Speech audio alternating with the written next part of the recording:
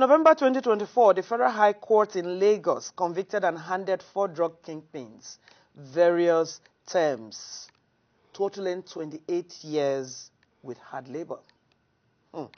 Those jailed were arrested in connection with the historic seizure of 2,139.55 kilograms of cocaine at an Ikorodu residential estate in 2022.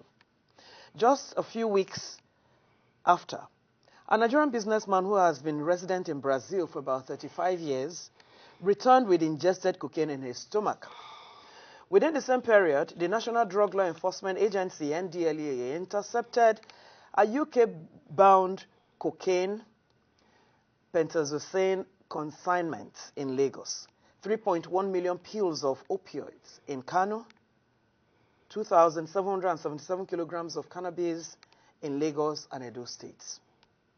The records are just alarming in terms of citizens' dealings in illicit drugs. Well, today's edition of your favorite Sunday show seeks to refresh our minds on impacts of drug addiction and related matters. I am Obi Ajuriwe saying good morning to you and welcoming you on the show this morning. And of course, my co-anchor is here in the house. Good morning. It's another Sunday. Yes, another Sunday, another beautiful time to relate with the people. Yes. But I'd like to ask you this question. Is the year still new? It's still very, very new, but it's no more terrible. The thing is, I am actually tempted to say Happy New Year. Oh, you're very free. Okay. Well, on the same New Year day, a wanted drug kingpin, Nollywood filmmaker, was arrested over huge illicit drug shipments, while the NDLEA also nabbed 2 ladies for producing drug-laced cakes for students, ex-convicts, others in Kwara, Lagos, and Rivers raids. Indeed, people's involvement in drug-related activities have been an age-long practice. Over the years, the government, through its agencies, have made efforts to curb this menace to the barest minimum, but the battle seems to be endless. Statistics indicate that several factors are behind this. A critical look at the business also shows that there are different levels of consumer and dealers. While some are caught, arrested, tried, some are not, due to the fact that they appear highly placed with little or no form of suspicion that they are dealers. You can agree with me that there are several aspects and perspectives to this societal ill. But before we proceed, however, let's just catch our breath with the news of the week and possibly hear what people on the streets are saying about illicit drugs.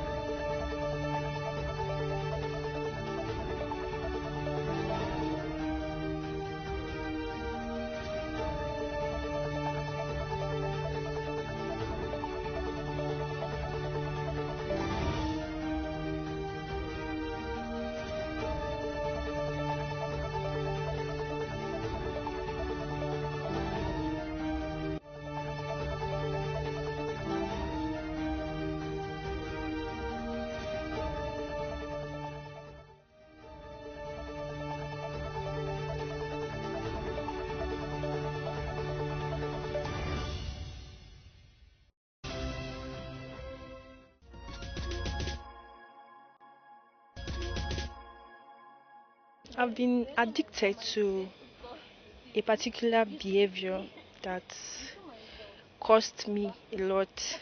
So That behavior, I was addicted to late coming, attending events very late, and it was as bad as missing an exam during my final year, and it gave me an extra year, you can imagine. So that particular incident, actually, I don't know how I felt about it, but it was terrible. Addiction, it's a kind of habit. Sometimes you wouldn't know when you exhibit that. So as an adult, I think or I feel like you can sit yourself down, talk to yourself, then apply some baby step measures to curb that particular act. Video games. So that was my own addiction at first.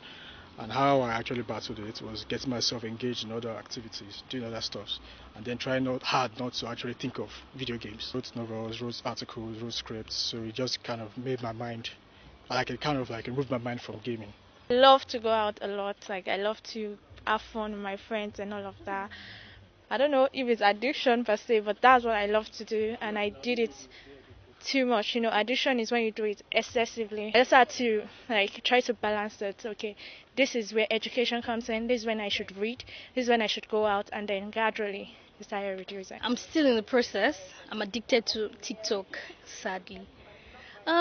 TikTok makes TikTok. I find joy when I'm on TikTok, and I get to forget that I have sorrows, I have chores, I have anything to do. I can stay all day long as no one reminds what I'm supposed to do, and I'm stuck with TikTok. I kind of put a timer on my phone, so if I pass the timer, it gives me a notification that I've exceeded my time for TikTok for the day. You're welcome back. It's still your show, the Sunday Show on Africa Independent Television, AIT. And we are reaching you from the hilltop here in the nation's capital. Yes, yours truly and my co-anchor, McQueen, engaged the mouthpiece of the Nigeria's foremost substance regulatory body, the National Drug Law Enforcement Agency, talking about Femi Babafemi, and the organization's fight against the practice, the impacts, the society and individuals involved in it. The interactive session is up next.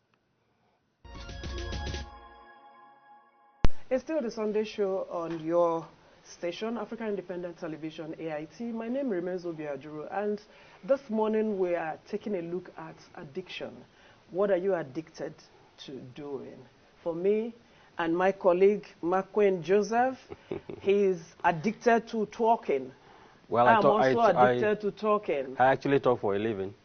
Of course, that is what we do for a living. That's true. We're addicted to it. Some of us that are studio rats. You get it?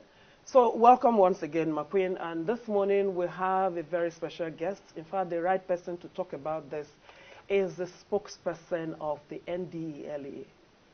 I'm talking about Mr. Femi Babafemi.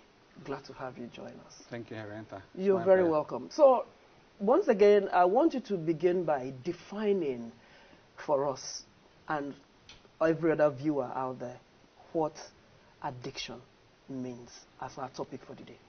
Well, addiction is a broad thing, let me break it down this way, then I'll then narrow it to my area, core area, which is the drug addiction. When you talk of addiction, you're talking of dependence. I mean, you're talking of something you cannot do without, something you cannot, you don't really have control over. Rather, the other way, the reverse is the case. And when you then comes to the area where my organization is involved is the coordinating agency in the country. That is, when it comes to drug addiction, then the definition becomes more specific, and that is talking about it's a chronic relapsing brain disease characterized by repulsive seeking and use of licit or illicit substances or drugs despite harmful consequences. So that's drug addiction. That is jaw-dropping. Yes. So you can see, I mean, every word, I pick those words as defined by substance use body. That is, I take it again. Drug addiction. That is, it's a chronic and relapsing brain disease characterized by repulsive seeking and use of licit or illicit substances despite harmful consequences. I mean, when you cannot control your urge to seek, that is to look for, that's why when you see people that are addicted to drugs, when they can't find it to use, they are rabid. They are restless. They can. That's why you see a lot of them sell properties, assets worth millions. They can afford to sell it for thousands just to be able to raise money to buy it. To satisfy that particular urge. They become restless. Sickening. Yeah. So that's why we call it a chronic relapsing brain disease. It doesn't mean that after taking it, the problem is solved. No, that's why we call it relapsing. Even when he said he satisfied his calm, then the next moment, the trigger again. The next moment is a bigger problem. Yes. Because what he has sold, it could be a very important thing in the house or to him. At that moment, he felt that was the thing he should sell. And at the end of the day, after the relapse, after satisfying that particular urge, he gets back to that problem, and that problem becomes bigger because that thing he has sold is not there to serve that purpose that it was serving. He goes for another thing again, and that's the nexus again between drug use and crime. So when the urge comes again, when he has nothing left to sell, then he has to look for another means. And more often than not, they resort to committing crime to be able to raise. And that's at the basis of some of the criminalities, security challenges we have across the country. We have to be we have to tell ourselves the home truth here. That is, people kidnapping. Yeah, there could be some other factors, but then some of the propelling, one of the propelling factors is this urge. I mean, is this issue of drug, because they need money to satisfy that urge, and they need that drug also to do what they are doing, because they can't do what they are doing with clear minds. So they need mind-altering substances, which are the psychoactive substances. Unfortunately. Psychoactive substances. Yes. So now, how can the society be rid of this lifestyle? That's quite a lot of work there. That's and the role the government is also playing, like your office. Yes, yeah, quite a lot there. First is we have to look at a whole of society and a whole of government approach to solving this problem, and we glad that all of this, that is both of these, are being pursued at the moment. We have a whole of government that is at the moment. You have an interministerial committee shared by the chairmanship executive of NDLA, that is comprising ministries, departments, and agencies of government. That is a whole of government. Now every sector in government is involved in this. That is like coming together to play their roles. We have a national drug control master plan. The current one is 2021 to 2025. So in that master plan, the roles of each stakeholder is well defined in that. So we have this committee called the IMC Interministerial Committee, shared by the chairmanship executive of NDLA, coordinating the government effort. Why now the agency as the lead, that's the NDLA as the lead agency, is also mobilizing the whole of society as the vehicle that is under this war against drug abuse, wider social advocacy initiative that is mobilizing the citizenry, all the stakeholders, talking of the families, communities, faith-based organizations, community-based organizations, at all levels, mobilizing everybody to buy in and take ownership of the fight against And that is why when you drive through, either you're going to the east or north or anywhere, you discover that your men are on the road almost every kilometer. Yeah, some checkpoints. Yeah, every kilometer, stop and search. Trying to cut access and movement of illicit substances, just to make sure that we mop up all of these illicit substances.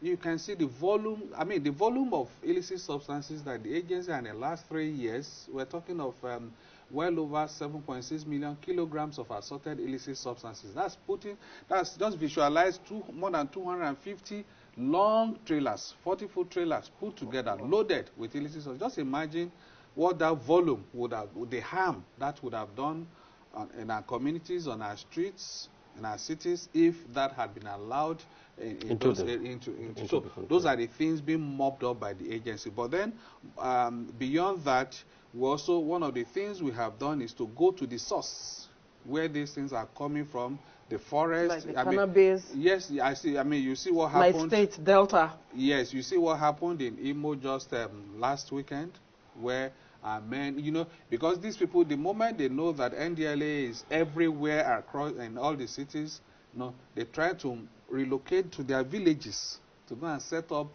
clandestine laboratories where they are producing Mpurumiri, that's methamphetamine. Wow. It's one of the most deadly and one of the most expensive in the world.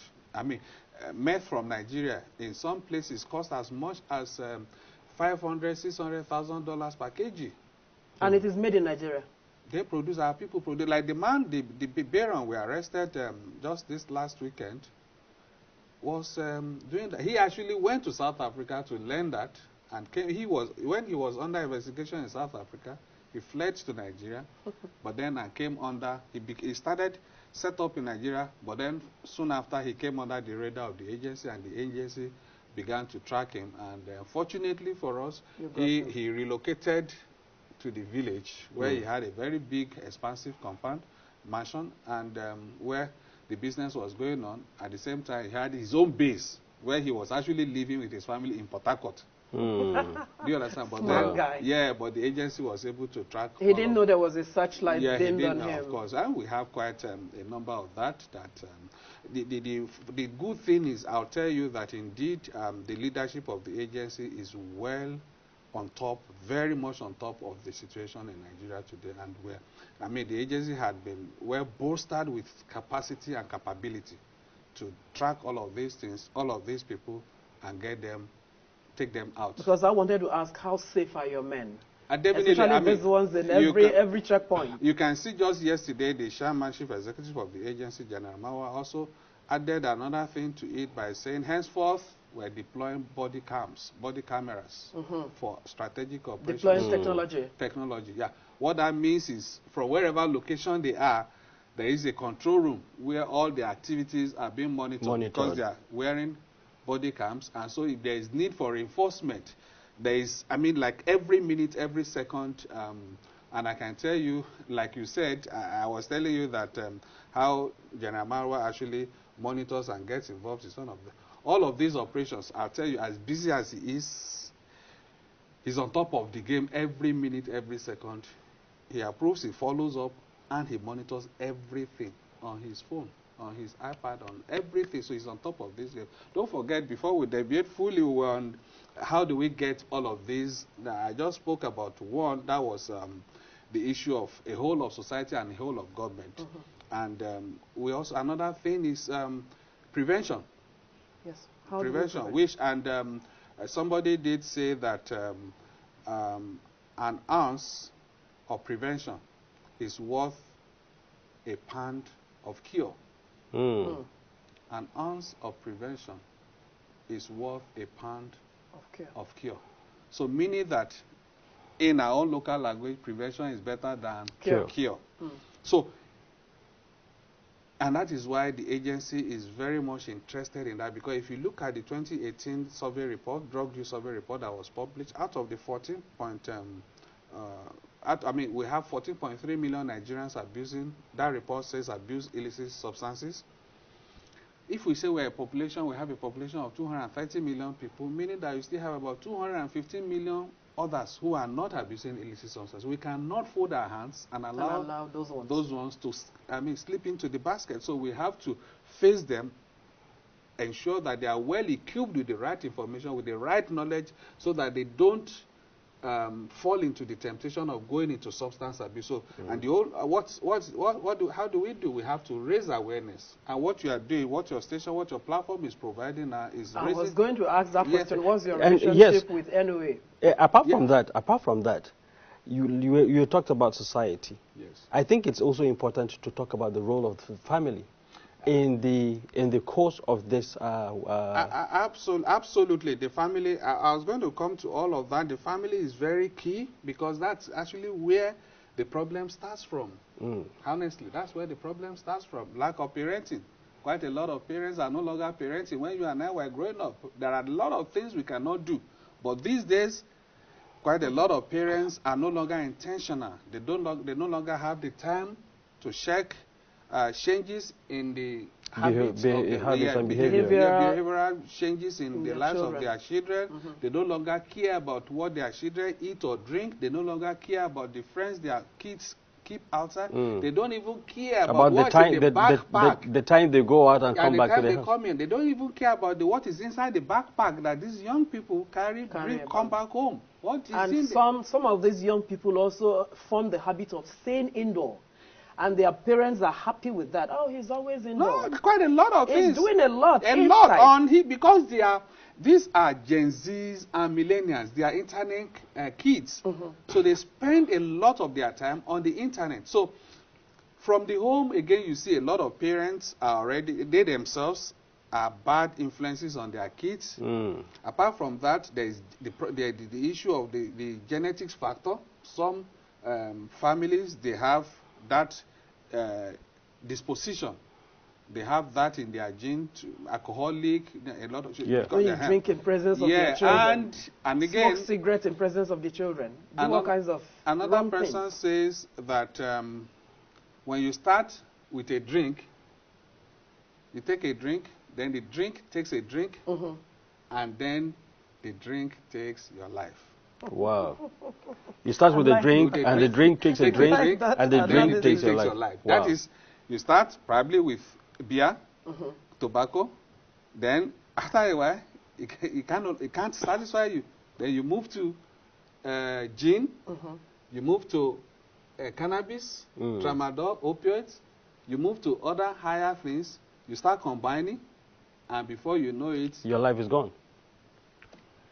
So we have to raise awareness, equip the people, and that's what we are doing with our War Against Drug Abuse Social Advocacy. And another thing we just added to that on June 26th, this last month, during the World Drug Day, is the issue of Save Our Families campaign, SOF. That is, it's the driving force of that campaign is drug testing.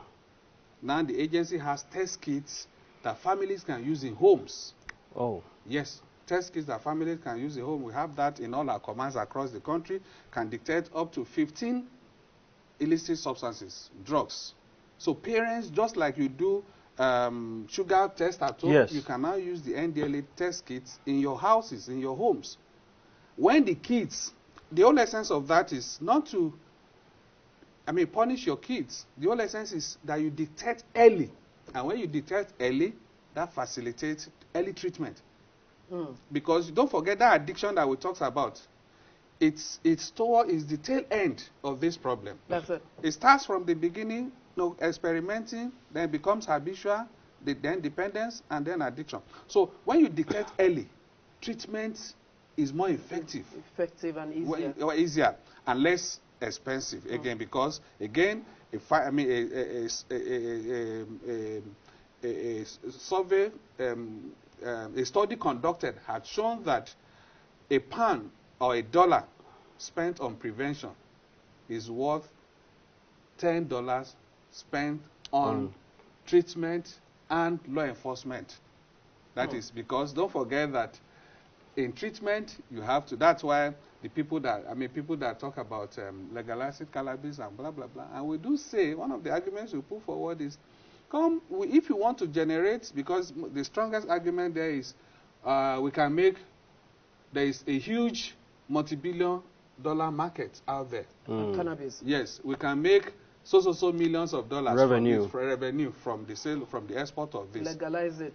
Now, the question we ask is, okay, what if we make $10 million and then we have to spend $100 million to build rehabs? It's a total ruin. And then to build police stations, NDLA commands across the country. And prisons. Yeah, and prisons, all of those things. So it's a total ruin. Exactly. So, penny wise, pounds foolish.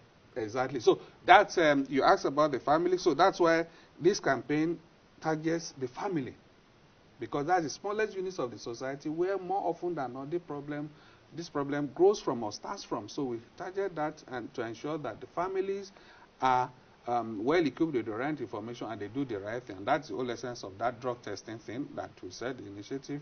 Again, another thing is we also have to, we cannot close our eyes to the socio-economic aspect of it, and that's why we're glad that the government, both at the federal and at the states, they are working hard to ensure, especially with the renewed hope agenda of the current president administration, the economic empowerment of the citizens, and now we're having minimum wage increase in salaries, wages of workers. So all of those things, they are part of, whether we like it or not, they are part of the processes to empower the citizen more, so as to reduce the level of poverty. Yeah, government cannot solve all of these things overnight. So we have to look at that. And when that happens, again, it reduces the number of those who are who have economic issues, some of those things that can easily engage in crime. Exactly, rather than engaging. And you know, government is the biggest spender in any economy. And so when these things flow out, more people are empowered, and you have less people within the poverty bracket that are less busy. Yeah, because when the mind is less busy. I mean, an idle hand, they say. The devil's workshop. We talked about that. We defined addiction, and you gave us reasons why people get addicted, and we also went down to getting to know how people are involved, talking about the family and everything. Yeah. What about other government agencies, like the National Orientation Agency? How can National Orientation Agency be involved in this particular campaign? That was my question earlier. Yes, absolutely, absolutely. The NOA is on the table here. Don't forget I mentioned that there is other at the government federal agencies. level, yes, there is an interministerial committee chaired by the chairmanship executive of NDLA. All of those agencies and ministries, Ministry of Education, Health, Youth, Sports, Women Affairs, all of those, they are involved in all of this with all of these other agencies. And just, I remember very vividly the last World Drug Day, I saw the Director General of NOA, Malam Lanre Bisaonilu, there. So that's that level of commitment to the whole process, and definitely they are all involved in this whole campaign to sensitize the public. Don't forget that NOA is in all the local governments across the country, so they're all involved in all of these things. And just recently, again, just about 2 weeks ago, we had the National Films and Censors Video Censors Board coming out to say that because that's a very key area where millions of our young people are misled by these celebrities, influencers, yes, on social media. And a lot of our young people go on social media, see their idols, and they see them glamorizing or glorifying illicit substances, and they think that is the new thing. So, but we're glad that indeed the National Films and Video Censors Board had come out to say that, you cannot post all of this content anyhow anymore. You have to seek permission, approval. That puts some level of regulation. They would not fold their hands and allow some of these things to just go out on the public space and mislead a lot of our innocent minds, because these people are still at their impressionable ages, and some of these things will easily mislead them. So, and that's why one of the things the agency has also done in that regard is to go on the social media where they spend a lot of their time. Every week, 3 to 5 p.m., we organize what we call X-Space conversation with them, engage them, bring those people who are in recovery, that is those who, drug users who are in recovery or those that have fully recovered, to come and share their experiences with them. You hear some experiences, you can't hold tears back. I mean, you appreciate the fact that where we were some 4 years ago, 5 years ago, is not where we are now. The level of awareness has really changed tremendously. I tell you that because this is a problem that's in every community in this country. We may not be able to categorically say it's in every family, but there is no family that does not know the problem, the issue of drug abuse. Because if it's not in your family, it's in the family next to you.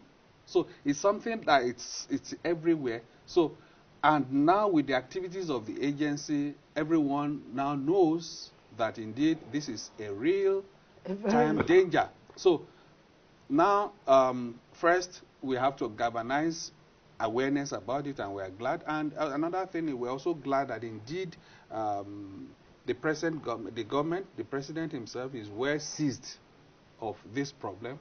And that's why, again, he's been giving all the support to the agency to do all that we're doing. But don't forget that, let's not deceive ourselves. Without the support of the leader of the country, we cannot do some of these things we're doing. And we're glad that, indeed, he's giving that support. And the next one is the people themselves, because they're actually the victims. Everybody is involved. Yeah, so we need to take ownership of it.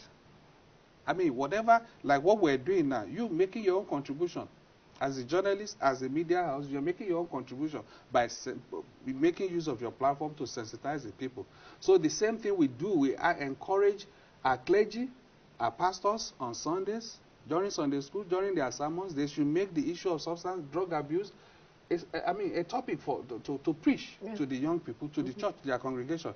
In mosque every Friday, we encourage them, we go there, encourage them to talk about this. Because these people, we need to continue to ring this in their bell. And in schools too. Of course, that's why all of these places we go. I mean, in the last 3 years, we've had more than 6,435 advocacy programs in schools, in churches, communities, traditional institutions, rulers, environment, all of those places. More than 6,000 of them. That's huge. You have all the data in your head. Absolutely. Well done. And I also want to say thank you, because I can attest to the great job you and your team are doing. Because in the past 10 years, I've not traveled by road, but I had to do that some few weeks ago. Wow. And between Abuja to Agbo, where I come from, I can tell you that there are more than, say, 50 NDLA checkpoints. Absolutely. That's it. And the men are ready to work. I see them opening sides of the vehicles, trying to bring out. How did those constructions go on? You would be amazed by the ingenuity. Yeah, they discharge every luggage, discharge even vehicles that are carrying human beings. Beside those buses, there are spaces where they put they will call them force compartments. They create those force compartments so that they make them look like they are real. They are parts of the factory-fitted parts of the vehicle. And even inside the engine of the vehicle, you see a man pulling out this thing. Yes. So thank you, Femi. Thank you. Thank you for coming. We took the whole of almost your day today. I appreciate it. Thank you for coming on the show. Yes, it's still Sunday show. We'll be back shortly. The level of addiction exhibited by dealers, consumers of illicit substances is frightening. While agencies of government continue to war against the practice, it is also advisable that people who find themselves caught up in it should seek psychological assistance. We now join our Vibes and Sound segment as well as sports. Please stay tuned. Hello, it's the Vibes and Views segment on the Sunday show. A time to unwind as well keep you. Hello, welcome to the Vibes and Views segment on the Sunday show. My name is Anu Awojabi.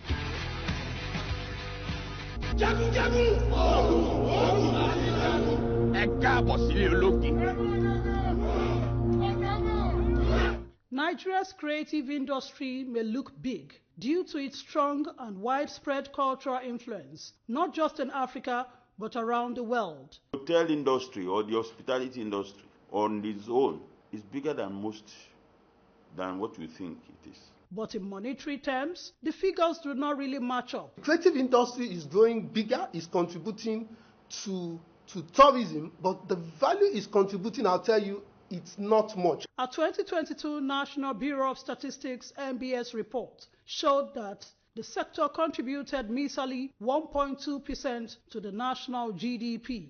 If we have to look at the number of transactions that generated that, I'll tell you, most people will tell you 2022, 2023 in terms of activities, peradventure are more than 2024 when it comes to hospitality and tourism. So what are the setbacks? Insiders would quickly point to the lack of technical infrastructure and funds to enhance the quality and aesthetics of production as well as promotions. In reviewing 2024, we may have some issues with infrastructure, but this year, I tell you, a lot of the implementation for these facilities to be put in place for work to happen in the magnitude that we want for the creative industry will be actualized this year. Until recently, most music productions and post-productions were done abroad. Most of the time when we want to shoot those kind of films that we put in big festivals, we get cinematographers from abroad. We normally go abroad to do post-production. But we should stop all that this year. Despite the size of Nollywood, the movie industry has only been able to produce a handful of high-budget films, and most times funding comes from individual efforts. We had so many productions this year. A lot of our people went on location, cranked cameras, and released some of the best films that you can ever talk about. But the potentials are huge. Our music, to a reasonable extent in Africa, has taken over. We are going on to win major awards like the Grammys. We're featuring in the BETs. We're featuring in the Oscars. We're on the biggest red carpets in the world. That's with respect to our film and music. You look at the fashion industry, our models, our designers are taking over the runways. And this is why the federal government, in August 2024, unveiled an 8-point plan tagged Destination 2030, aimed at shaping the nation's creative industry in line with global best practices. It involves an ambitious plan of developing the creative industry into a $100 billion venture. It was important for them to really dissect and to see this plan that we have in terms of really contributing this $100 billion to increase the GDP by 2030.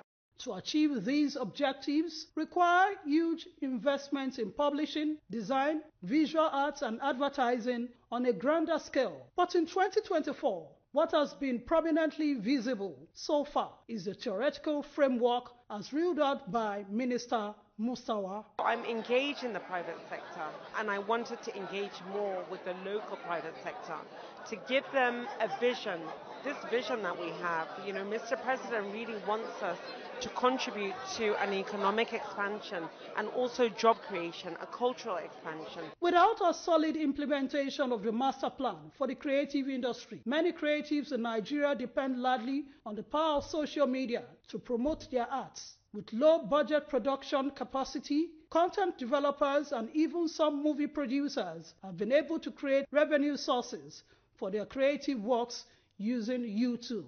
The online traction these contents have generated speaks to the economic viability within the sector. This is why private sector funding and access to sources of capital are crucial to achieving the kind of expansion and growth envisaged by the Tinubu administration.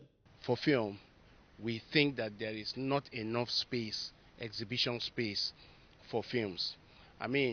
We have less than 400 screens and less than 38 cinema locations in Nigeria. Incidentally, the 2030 target is merely 5 years away. So what needs to be done in 2025 towards reaching that goal? The regulatory framework is weak. And because the regulatory framework is weak, it does not allow the government to maximize its own impact on the industry. They leave everything too loose. Nigerians are not looking for money to make films. They know how to go about making the films. What is lacking now is a distribution platform, not just in cinema, but also in digital streaming platforms. We need a local streaming platform. All the state governors need to come together and make it a conscious effort so that we can stop this urban migration, because we are having unskilled workforce in some states now. And when people finish school, they move to Lagos. You now keep wondering, then why do state governors have polytechnic university offering these courses? Setting out pathways and designing frameworks are always the easy ones. Implementation is where the real work is. It remains to be seen whether the talk will be backed up by action. Anu Awojabi.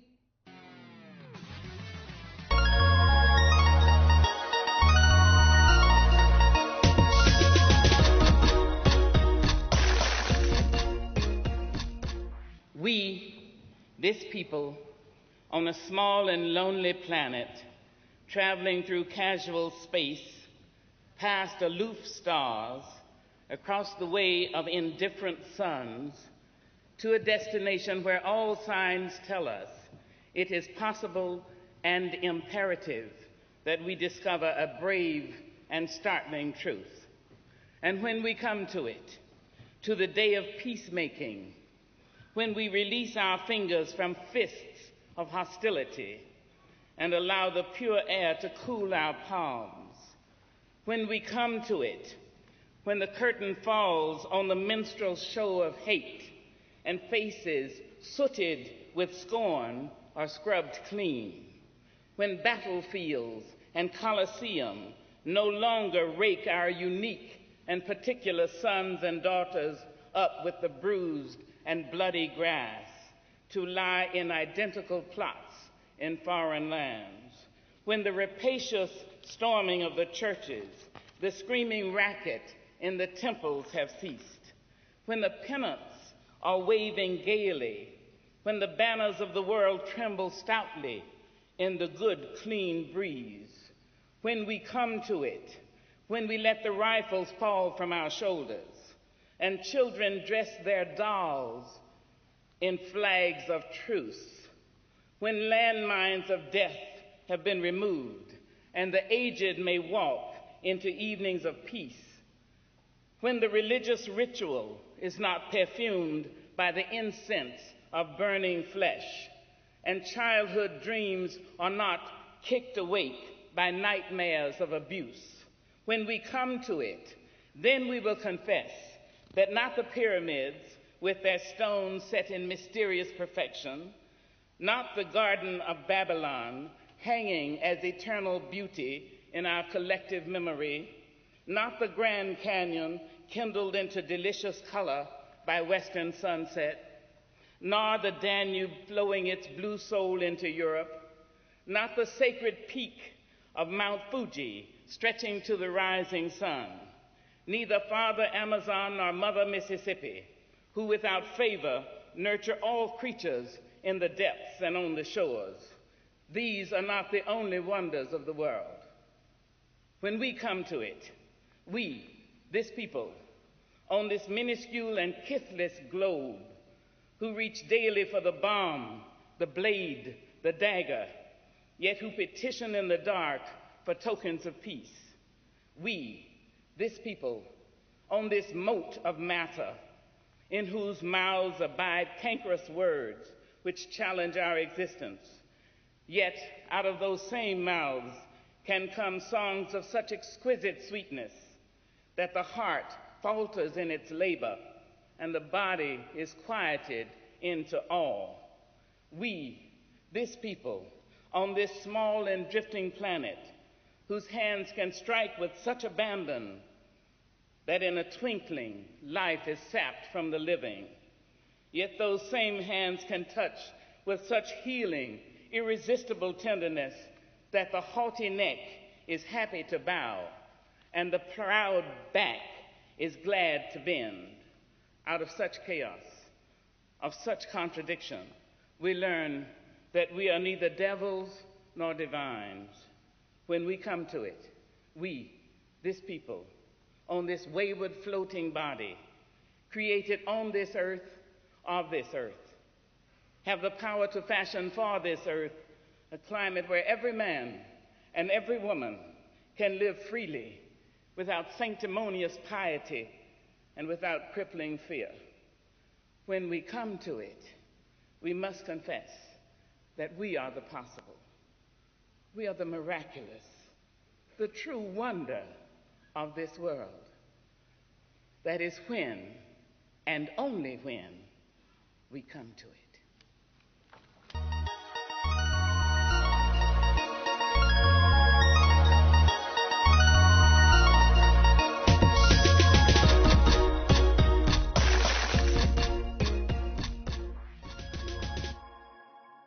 Okay, so interesting stories coming from the world of entertainment and sports, and of course, our very special segment, Personality of the Week. This is where we draw the curtain on the show. Today, we urge you again as we express gratitude to you for keeping a date with us and, of course, sending us messages. Keep it coming. We shall be back again next time, same station next week. And I will urge you out there, and of course, my one and only, to treat someone the way you want to be treated. And how would you want me to treat you? Oh, you need to spoil me. This is 2025. You like We're being going to make spoiled. a lot of money. Money. You know what I'm saying? So. And you need to be taking me places. You need to spoil me. So get ready to be spoiled. Yes. 2025. Is our year. All right, let's to go recover now. all that canker worm, caterpillar worm has eaten out of our lives. Hallelujah. All right, we'll see you next week. Bye.